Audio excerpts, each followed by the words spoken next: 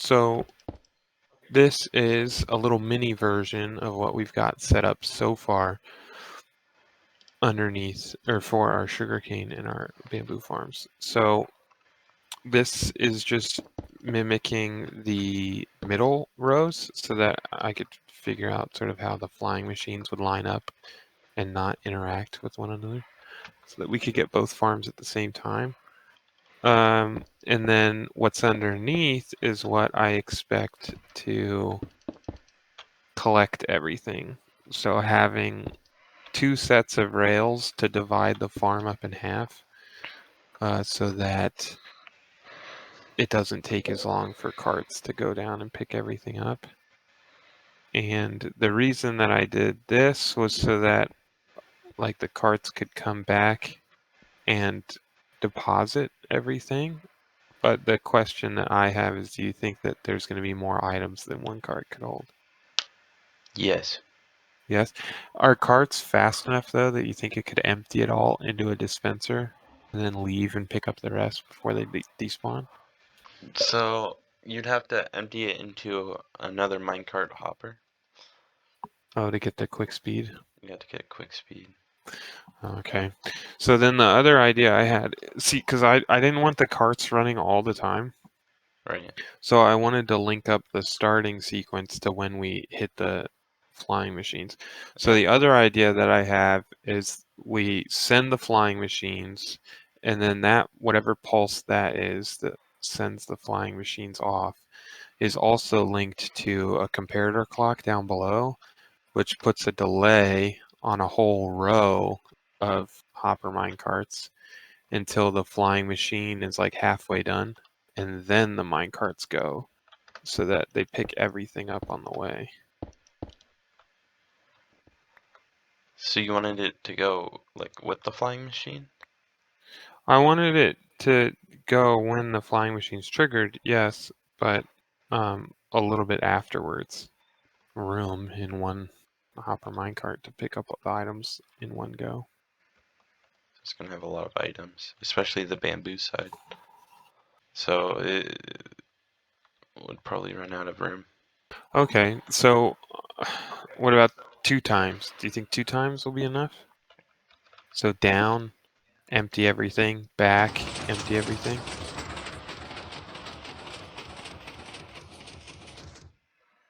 I guess we would have to see how long our thing is. Okay.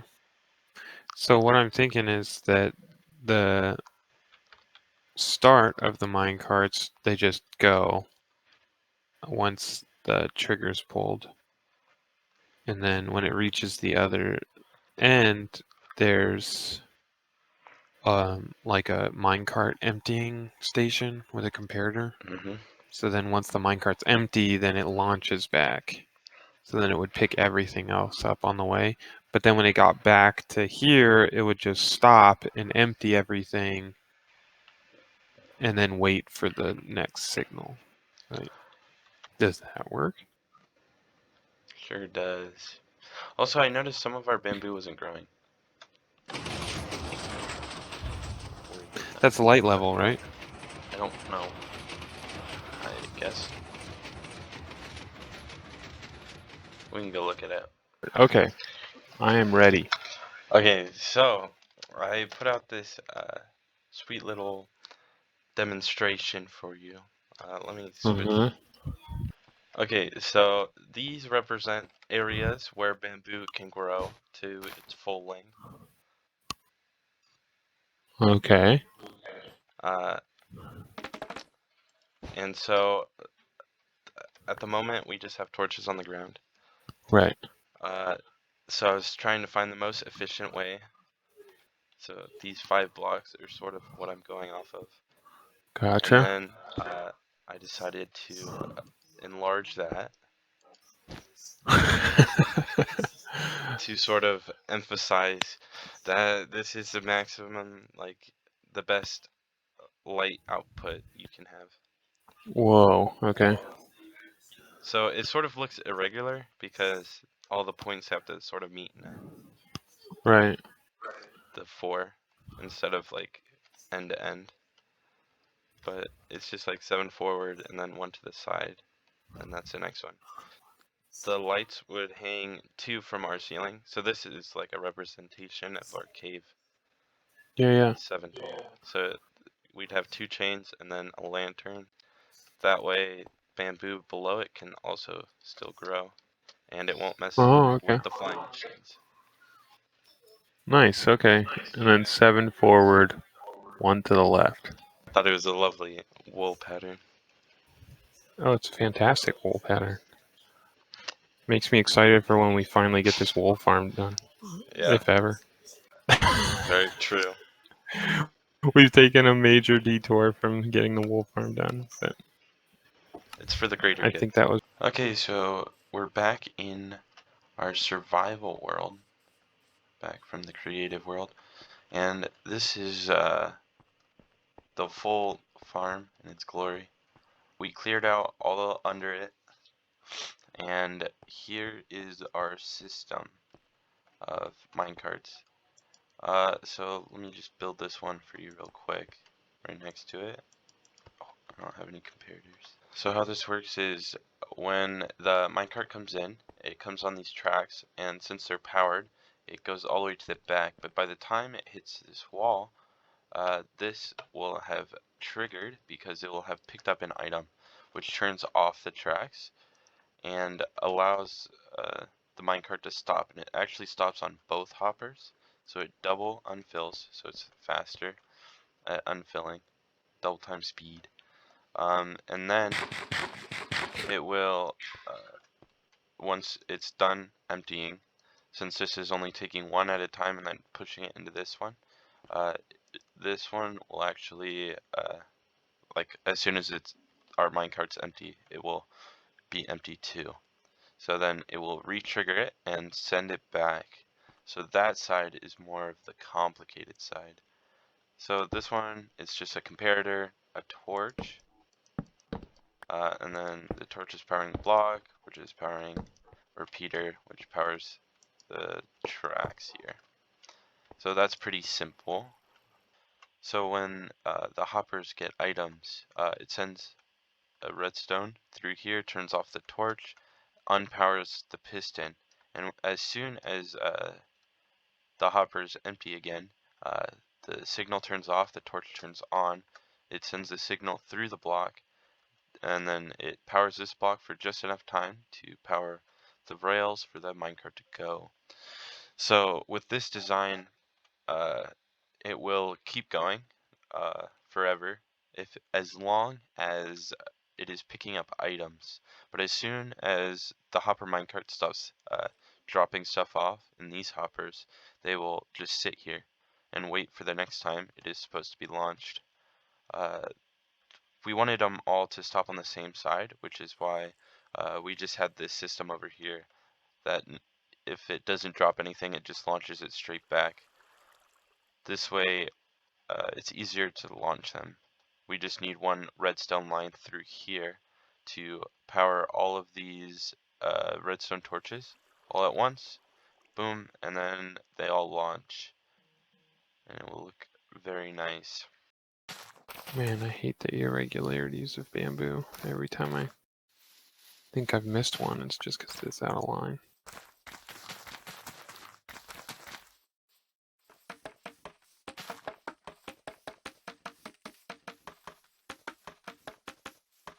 Alright, brief update here. Johnny's got in 3 more lanes that are complete. I've started on a 4th one, but when I came over to the receiving end of the farm, I remembered before I put stuff on top that we should put in the little block splitter or spitters and the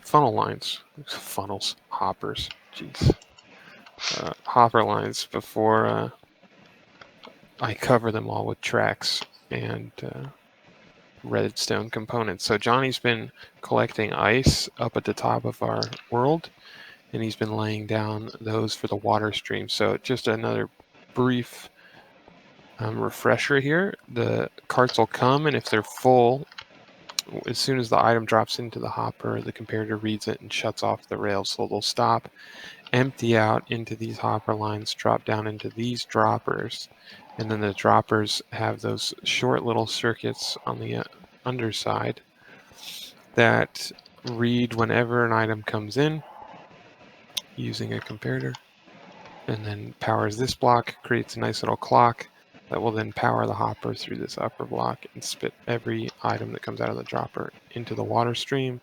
The water stream moves into this middle stream that Johnny just dug out, and we'll head all the way down to the other end and then up the water elevator to the furnace.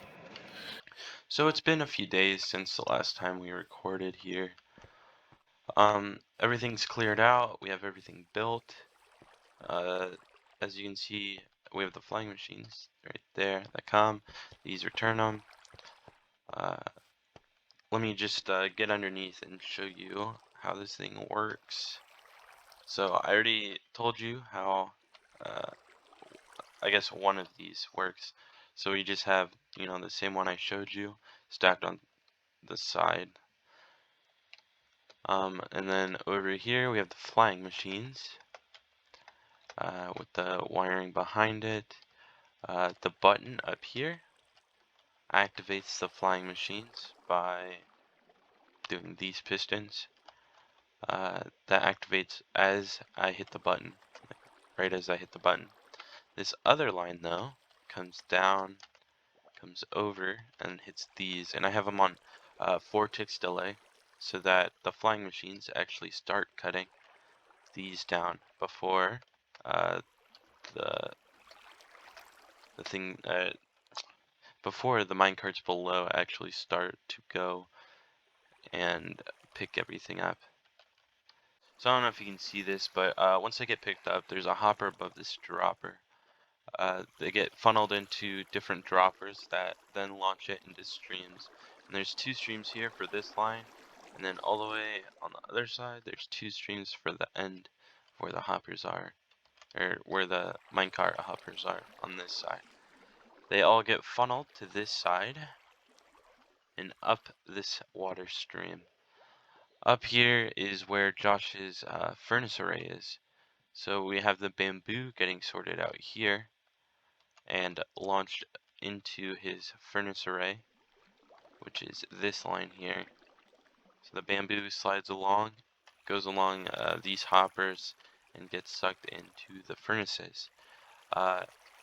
Whether it's backed up from too much bamboo at once, or if it's just the sugar cane, it will go over the hoppers and down this line. And for now, we just have it going out to here, into these. But eventually, we'll have it go to our storage system over there instead. So we went from this sugarcane farm, and oh, the bamboo's gone. The bamboo used to be right here, to this massive array of bamboo and sugarcane. Ah, I love the look of that. We'll never run out of bamboo or sugarcane again. Ah, I can't wait until we get our storage system up and running, and also this creeper farm right here up and running. After that, we can make rockets to go wherever we want. So I have to go to the end now to get more dragon heads, because if we take a look down here, I've started to build the man cave. So we have the pool table, and we have one working arcade machine here, the black screen and everything, buttons. I love how this looks. I can't wait until I get these 2 set up. So we're gonna have like this sort of futuristic type arcade game. At least that's what it looks like to me. Then we'll have a gold one, gold mine, whatever. You know how those things are. And then an adventure one, you have a little dungeon looking thing. I can't wait. And then we just have the paintings on the side. I'll go to the end, grab some dragon heads, and then I'll show you how to build these. I forgot something. Exciting news. I filled this out, but not with what I said I was going to. Instead, we have a bunch of bees. To make the flying machine, I know in the future we wanted to have a lot of honey, whether honeycomb or more likely bee blocks. I made this. So at first, I just had a wall right here and all the flowers in the middle. But that's a lot of bees cramped in one spot. And I noticed that if a bee was standing outside a hive, when one tried to come out, one of them would get shoved in there and like take one tick of damage, which isn't a lot, but over time that would mean that our bees would be dying. So I moved the flowers over here, so when they come out, they want to fly immediately over here instead. So just to sort of explain why we chose honey blocks down here instead of slime blocks. Initially, we were going to go for slime blocks, but I remembered on our other server for our sugarcane farm, we have slime blocks, and we had to box it in with walls because uh, when it breaks it, it actually like launches it like 10, 15 blocks. But we didn't want that. We wanted this side to be open, and didn't want any bamboo or sugarcane being launched over to this wall because our collection stops like right here or here. And so we wanted to make sure that it drops straight down, and with honey blocks it does just drop straight down. There is one problem with having honey blocks instead, and it's the blocks when they drop on top of it. Not all of them get stuck on the top here, but the ones that do get stuck there and actually get dragged along with it. You can probably just see it in passing whenever we see this farm, but you'll see it. They'll just sit on top and get dragged along, which is why we decided to put this row here of immovable blocks so that when it comes back into the station here, it actually brushes everything off the top and drops it right here to be collected. So that is why we decided to go with honey blocks. And when we do the storage system, we wanted to have the elevator there with honey blocks. So I knew we needed honey blocks anyways, and might as well just get that farm up and running. One day I will probably make that automatic though, just to make it easier for myself, and so that we will always have a nice flow of honey blocks. But now that I've explained this, let's get to the end. I just got back from the end, and this is what I brought back. So I did find 6. Funny story. I actually got all of these wings, and I was like, okay, I'm ready to head back now.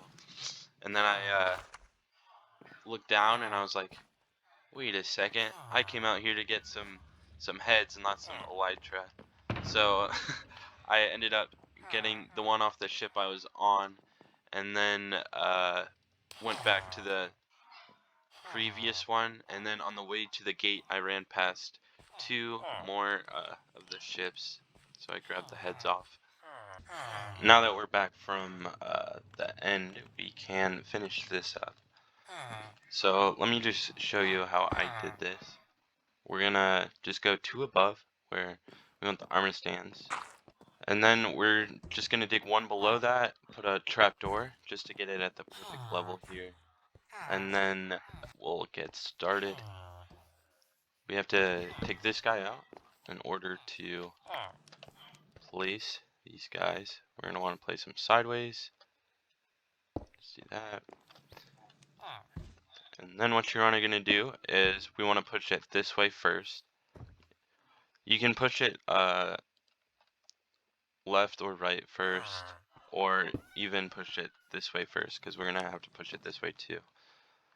So you're gonna put a redstone or a redstone block, then you take out the piston first and then the torch. You take out the back now.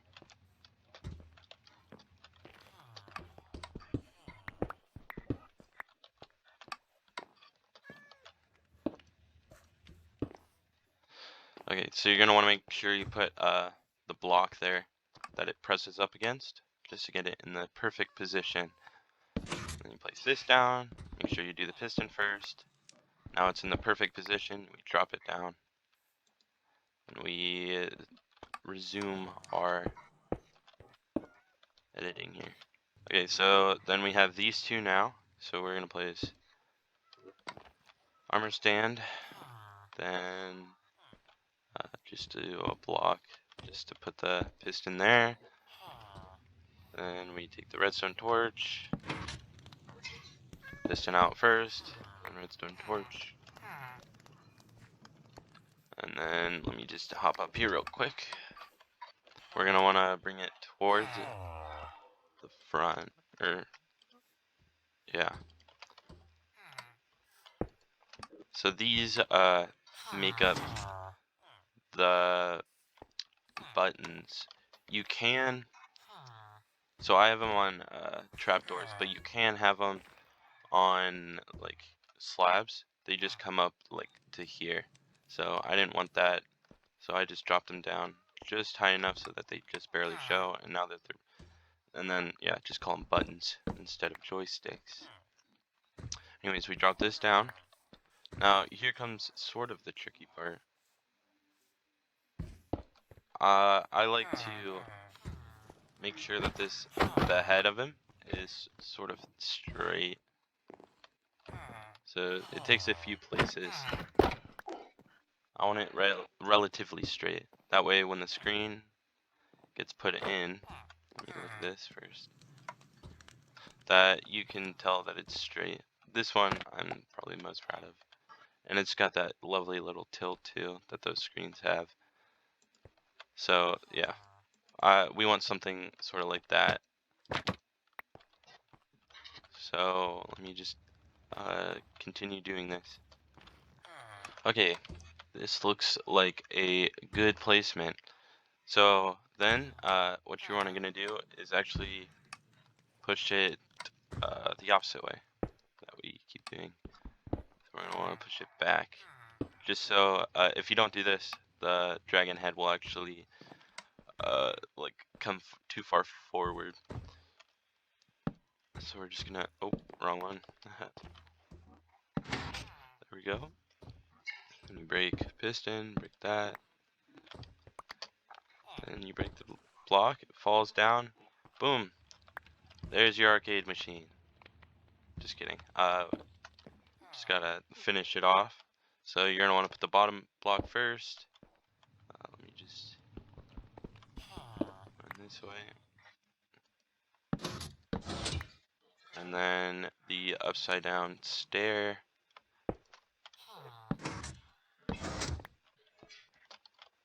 And then I like to put a pressure plate on top to sort of help it sort of round off on the edges. And then I sort of like the look of that not having sides. I think it sort of looks good that way. So I think I might actually just take these off, or if you want, you can just put signs or paintings on the side, which also looks pretty good. So yeah, I think I'm gonna leave this one without, because there's only actually two paintings, the white and the black one. And the black one would look okay on this, or it would look good on this one, but I sort of like it better on the outside one. Sort of help break up that green everywhere. And that's how you make an arcade machine. Anyways, this is the pool table. I don't know if I showed this yet. You just put signs underneath. Nothing special. I also have hidden lighting under here to help light it up, so I don't have to have lanterns everywhere. At some point, I'll probably switch out the walls for something other than stone and the floor. But for now, I'll just keep it because I don't know what to put there instead. Also, while I was doing this, villagers kept falling down. So just try to make sure you sort of block off where they can go, just so that they don't just keep falling down. And that's only if you have villagers in your house, of course. If you don't, then you don't have to worry about it, I guess. So just to wrap this episode up, let me just go over a couple more things that we sort of added. So all the ice we have been getting from this pond that I made, it's just water under these blocks all the way around. and then you mine them all up, and then you place like 4 or so down the middle, and then it'll regrow to this afterwards. You get about like a 2.5 stacks, I think, of ice from that, and then we would transfer it all into packed ice instead. So another big struggle that we had was getting enough gold. This dude doesn't want to stop chasing. Oh, now I gotta get milk. Tell Josh again, I'll give me some milk before I go back. But as I was saying, another big thing that we ran into was the gold issue. So I ended up getting a bunch more magma and just making it a circle. Now, I didn't do the top, hopefully no gas spawn, but it has definitely improved the rates at which they come down. Let me just land here. It's still pretty slow, and I wanted to get it faster, so hopefully in the future it'll become faster. I also changed the lava there to 2 thick. I think that was between episodes. Maybe I did do that last time. Anyways, it stops them from taking fall damage now. The only problem I've found is that baby zombie pigmen can actually fit through that gap and fall on the outside. I've died probably twice to that, so it's not too often, but it does happen. And yeah, so the increased rates from this just makes me want to expand it just slightly more. I do have, I have it up here actually. I do have more magma blocks. As you can see, we've been getting lots of gold. So yeah, I just sit here, wait for a lot of them to come down, and then just take one swing, and most of them die. So I take 2 swings, because I can't reach the whole thing. And this is a good way to get XP too, which is how I upgraded all my armor and swords. Is I just came here, I got my levels up to 60, and then I would just go through and I enchanted like 10 different swords, and then combined the ones that I liked. Mainly what I was looking for was sweeping edge and looting. I really don't like the Bane of Anthropods, but I guess I can kill spiders really fast. Woo! Another thing was Unbreaking 3, is what I was also looking for. So, one day, hopefully I can get one that doesn't have Bane of Anthropods, but for now this one will do. It kills these guys enough, so you can see, boom, they're all dead.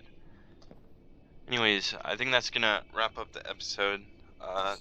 My outro will probably be our Bastion clips. I'll just do like a 1-minute montage of us dying, because that's pretty much all that happened. Thank you guys for watching. Hope you guys enjoyed it.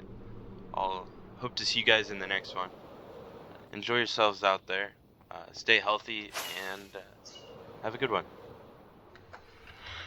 That way. And this way. I'm trying to just mine some blocks because I don't have anything to build with if I get in a sticky situation. So I guess that's true. Oh, maybe I shouldn't have done that. Ah, I'm stuck. should I pick up your stuff? Probably. That might be a minute. These hoglins are annoying. There's a lot of pork chops over here. Yeah, if you kill him with the flame bow, it cooks the meat for you. Just nice. Oh, I should probably eat. Like the music disc? Like the music disc.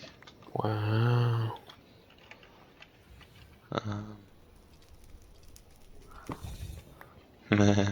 See ya. My wings didn't activate. That's so dumb.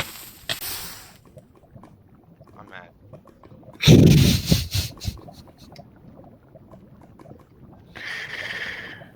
And it's all gone.